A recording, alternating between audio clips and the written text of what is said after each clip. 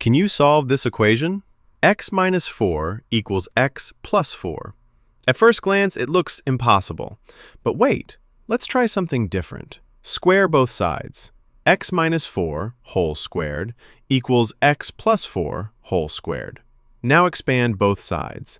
X squared minus 8x plus 16 equals x squared plus 8x plus 16. Cancel x squared from both sides. Cancel 16 from both sides. We get negative 8x equals positive 8x.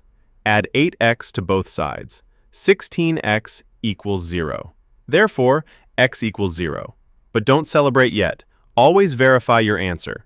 Substitute x equals 0 into the original equation.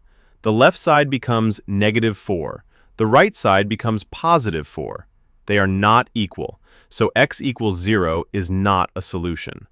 Squaring both sides created an extraneous solution, and that's why every solution must be checked in the original equation. Follow for more mind-bending maths.